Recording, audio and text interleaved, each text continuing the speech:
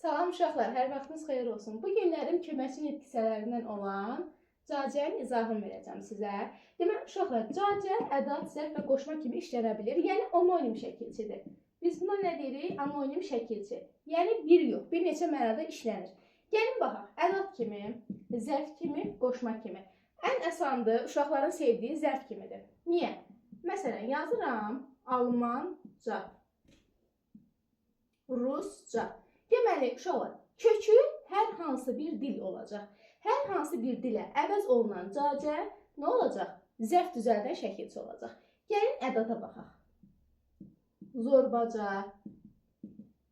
kiçikcə, görürsünüz? Zorba, zorbaca, kiçik, kiçikcə. Ədat nədir? Qüvvətləndirir. Ona görə burada işlənən cacə şəkilçisi də ədat oldu. Gəlin qoşmaya baxaq uşaqlar. Məsələn, deməli, sən uşaqca bilmirsən. Yazıram. Uşaqca bilmirsən. Deməli, yadda saxlayın uşaqlar. Qoşmada olan cacəni seçmək üçün, əgər kimi ilə və yaxud da qədər qoşması ilə əvəz olunacaqsa, kimi və qədər. Deməli, hökmən nədir? Qoşmadır. Baxın, uşaqca bilmirsən, uşaq kimi bilmirsən və yaxud da uşaq qədər bilmirsən deyə bilərik. Bir dənə cümləmiz var, onu da yazmaq istəyirəm. Deməli, diqqət mərkəzə yazıram yol boyunca. Yol boyunca getdi.